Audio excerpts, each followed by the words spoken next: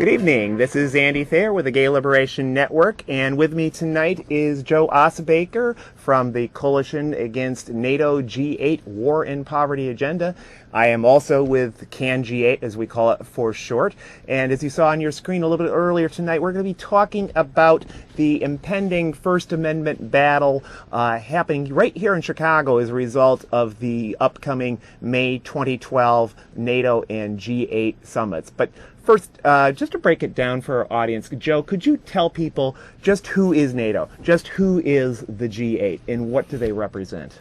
Well, I've been using shorthand for people who've never heard of them to say that NATO means war and G8 means poverty.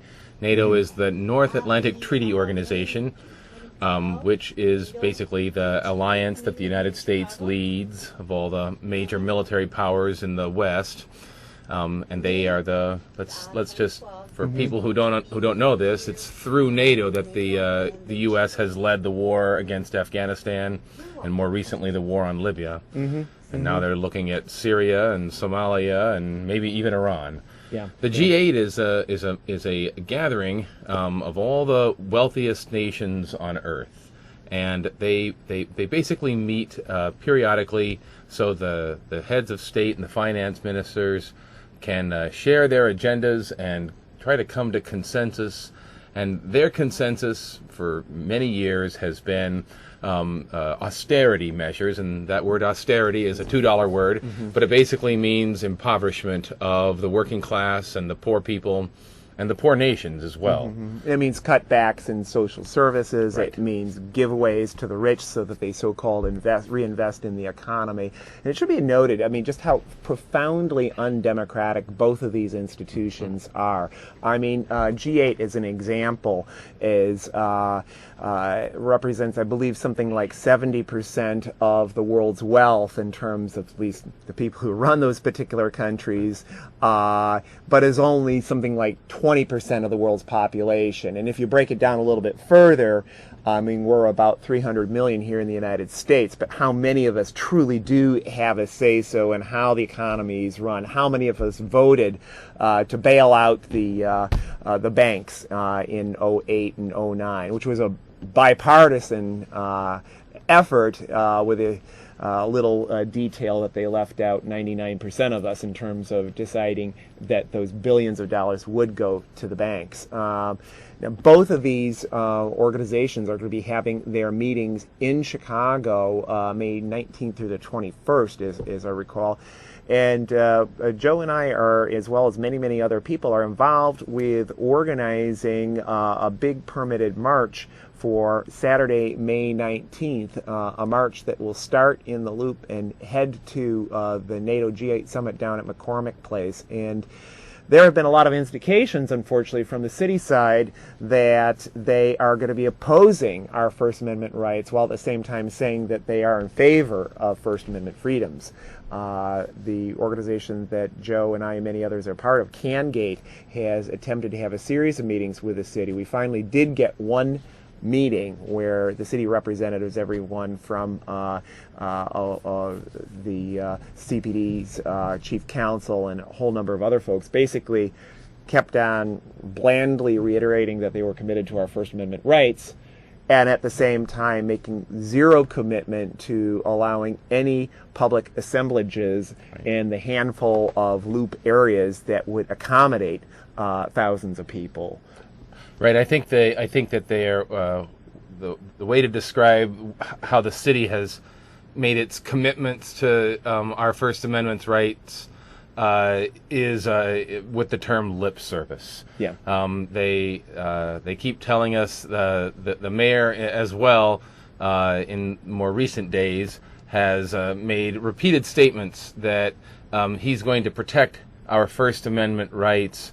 But then he also says he's going to maintain order, which is this campaign that he's been on to vilify us and to make protesters, to make it out that protesters are the cause of violence in protests historically. And anybody who knows anything about Chicago history, the single most famous moment in Chicago's history in the last 5 decades was the protests at the Democratic National Convention in 1968, when the Chicago police basically assaulted unarmed and defenseless protesters and beat them in front of the world TV cameras. And beating a number of the TV cameramen themselves, Right, for good true. measure. And of course, this isn't the first time that Chicago's had this history. We can go back to the Memorial Day massacre back in the 1930s when they shot unarmed striking steel workers. You can go back to the Haymarket tragedy where someone, still unknown to this day, threw a bomb into a demonstration, and the police not only shot up people wildly but also ended up executing the leading activists of the day, the so-called Haymarket martyrs. And so there is a history of violence, unfortunately, with protests in Chicago, but the history has been that that violence has come almost exclusively from the side of so-called law enforcement. And indeed, if you look at the history of these sort of summits around the world, whether Toronto or Pittsburgh or Seattle, study after study has shown that the overwhelming majority of the violence in terms of the protests, the so-called First Amendment freedoms, if we call them in this country, came from the law enforcement personnel. But aside from that, the outrageous part about this whole charge of violence and protesters causing violence is, let's look at who Rahm Emanuel and President Obama have invited to Chicago, the leading war makers in the world today. I mean, when you're talking about violators of civil liberties, you're talking about President Putin, you're talking about the Chinese leadership, you're talking about the leaders of the NATO countries that have bombed Afghanistan and Pakistan ceaselessly against the wishes of the vast majority of the people in those two nations, as well as countries around the world. And these are the true leading purveyors of violence in the world today, in the words of Martin Luther King Jr., which is at least as applicable today as it was back when he said that in 1967. And your point, Andy, too, about Emanuel being the one who invited them here, along with President Obama, of course, is Emanuel is very much a one-percenter. He's very much in sync with the national security mentality. He invited these people to come here before Tahrir Square, and before the Occupy movement, and before the protester became the person of the year, according to Time magazine. And I think now he wishes he could put the genie back in the bottle, but that's not possible. The movement is definitely mobilizing. The Occupy groups around the country are talking about coming here, but mostly the people of Chicago, the people whose benefits have been cut, whose clinics have been closed, who've been laid off by or whose schools are being threatened with closing. Those are the people who are going to be protesting, along, of course, with everyone who's opposed to the wars that NATO is involved in. Well, I've just to underline the fact that we're dealing with a 1% mayor, and that, frankly, the president represents the 1% as well.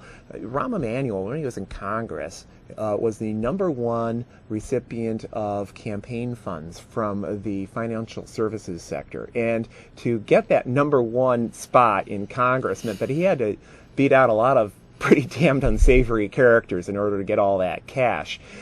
He has, in terms of the Reader series that people may have seen, the Chicago Reader series, he has lined up all sorts of meetings with the very rich in this town. In fact, has handed over $1 million to basically a millionaires club that it's going to be hosting the summits, even though they've got plenty of cash themselves, but they somehow needed $1 million of city funds.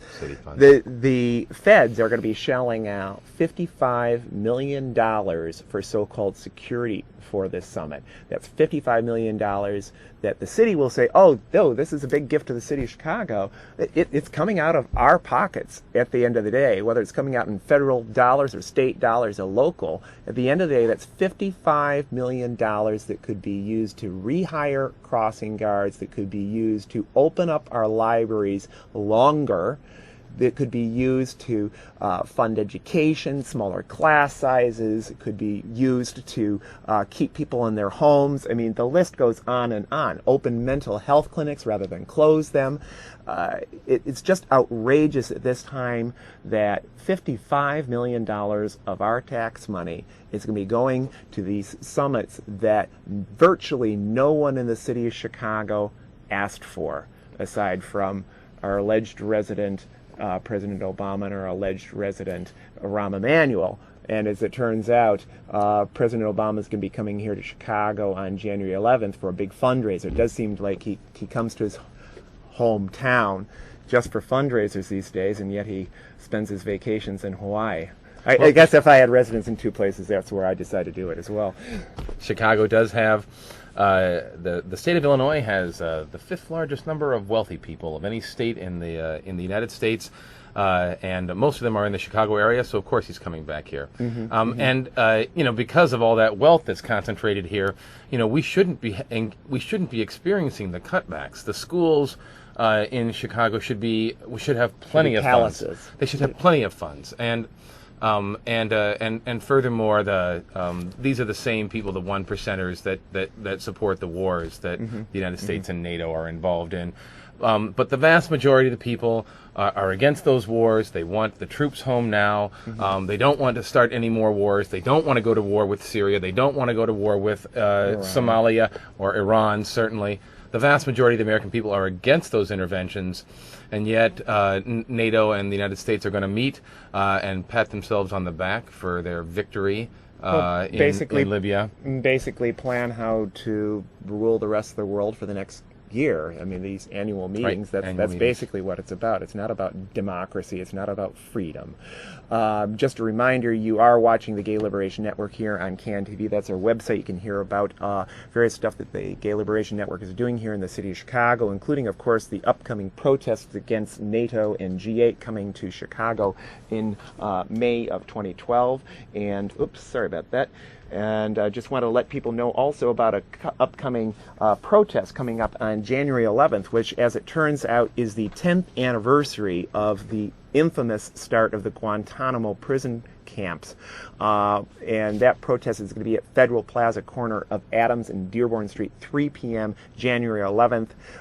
It's going to be a pretty dramatic event. I certainly encourage people to check it out. If you need more information, just send an email to ccawr@aol.com.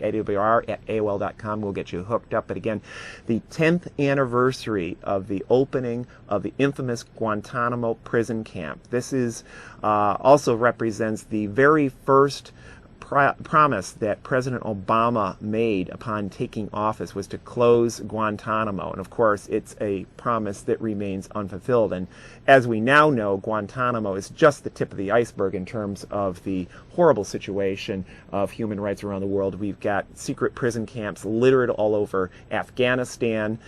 We've got a huge increase in the drone attacks, the assassinations of people abroad under the Obama administration. So Guantanamo, well, it's the 10th anniversary of that. The big problem of rampant U.S. violations of human rights abroad, let alone domestically, are really going to be represented at this demonstration on January 11th, just a few weeks from now. So please come out to that. And here we're talking not about the violation of human rights abroad, but the potential, I'd say strong likelihood of human rights violations right here in the city of Chicago in May 2012, because the history of each of these summits coming to various cities with far more progressive administrations than we have here in the city of Chicago is that there are rampant human rights violations on the part of law enforcement, that city administrations, whether they're Pittsburgh, whether they're Toronto, whether they're New York or Miami, whatever, or St. Paul, end up shelling out hundreds of thousands, sometimes millions of dollars in civil suits, where juries of people's peers have decided, upon looking at the facts, that law enforcement personnel behaved in a totally reckless and unconstitutional manner. That sort of mess is coming to Chicago in May 2012. Cangate, the Coalition Against NATO G8 War and Poverty agenda, is going to be working on getting permits in the new year to have a permitted march against the summits, and also basically a counter summit. People's Summit. Joe, could you tell our listeners a little bit about the People's Summit? What's sort of the vision for that? Well, there's two things to say. One is that we are negotiating with the city, and we're confident that we will be able to get a permit that will allow all of the communities of this city to come together and march to within sight and sound of the summit being held at McCormick Place, and we'll have rallies, of course, with local speakers, but also important national speakers. We just found out that Cynthia McKinney has confirmed that she'll be able to be here, which will be wonderful. Mm-hmm. But former Congresswoman from Georgia. But when we bring all of these wonderful speakers to town, it's a pity to only put them up for 2 minutes in front of a crowd of 10,000 people, tens of thousands, hopefully. Mm-hmm. But so what we've been talking about is having a venue, an opportunity to have more in-depth discussions and more education about the issues and why people are marching against NATO and the G8. So the date has not yet been fixed exactly, but it'll be approximately, it'll be either Saturday or Sunday, the weekend before the summits. So that would be either May 12th or 13th, yeah. Correct. Mm-hmm. But we hope to have, we know we'll have, scores of wonderful speakers that will, give people a chance to really understand all of the issues that are involved in campaigning against these two horrible organizations, NATO and the G8. Well, and I think that's very important, because to the extent that the Chicago media, or for that matter, national, international media, have covered the upcoming summits coming here to Chicago, it's all focused on the issue of demonstrators, violence, and it's like, okay, take 2 steps back, examine who the group of 8 nations are, and we've got titanic civil liberties battles happening in Russia right as we speak, one of them. We've had very serious civil liberties battles in Britain over the past year. Here in the United States with the Occupy movement. And so you've got people around the world, protesters, the man of the year according to Time, who have challenged each of their respective governments and the profoundly undemocratic nature of these governments, where you may have a facade of democracy, as you have here in the United States, where money really does determine who is a credible candidate, or Greece or whatever. But then you look at NATO, which is responsible for all this military spending. I mean, the United States spends as much on its military as the rest of the world combined. And you add that with the other NATO countries, and you truly have an assemblage of the most violent people in the world today. And that's what we would like to be focusing on. Unfortunately, in order to get those issues on the table, we need to work for permits, we need to fight for permits, we need to pressure the city administration for permits. And along these lines, I'd like to just raise the issue of the series of new ordinances that Mayor Emanuel proposed late this month. One of them is the parade permit ordinance, which they're basically shredding the old permit ordinance and trying to impose a new, much more restrictive, much more burdensome ordinance. Right. The other ordinance has gotten a lot more press coverage. It's the one that doubles the fines for basically any person arrested during a protest. And it also resisting arrest, as they term it, right?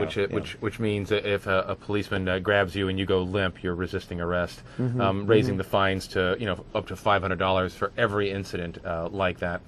And then they've also, people have also heard about the extension of the curfews on the parks. And, Mayor Emanuel tells the city council, oh, don't worry, this will only be in place for the period of the NATO G8 summits.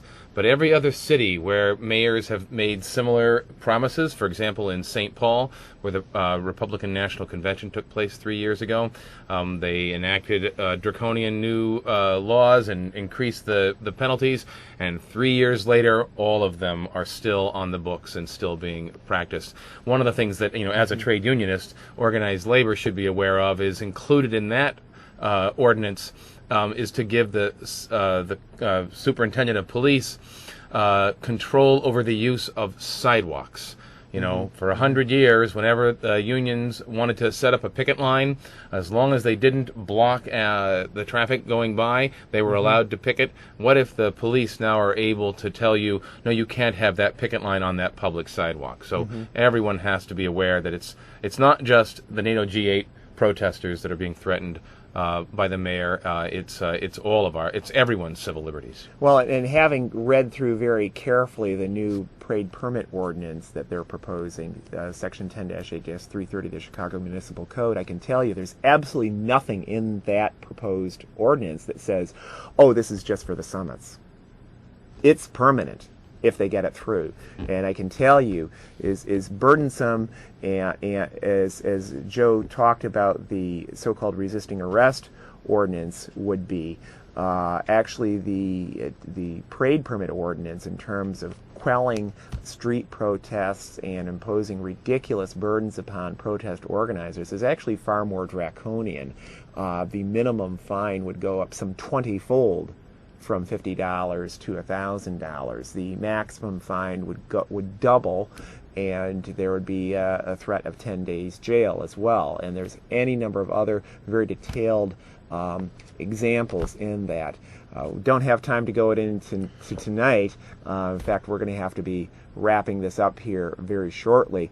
I would like to thank Joe Iosbaker for being on the show again here, Lupe Avery for helping do production, and of course always the wonderful staff at CAN TV. Would like to just close out, though, also with a few announcements. Again, we've got the January 11th protest, the March for Justice on the 10th anniversary of the Guantanamo Bay prison camp setup.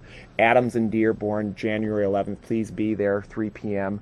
And then, of course, our next GLN meeting, our monthly meeting, is the first Wednesday of each month, and we're going to be doing it on January 4th, just next week at the Burger Park Cultural Center, the corner of Sheridan Road and Granville Avenue, conveniently just a few blocks east of the Granville Red Line L stop. And then, of course, our next GAN TV show here by GLN is going to be Friday, January 13th at 6:30 p.m. And again, just to close out, to let people know about our people who helped out with tonight's program. Here come the credits.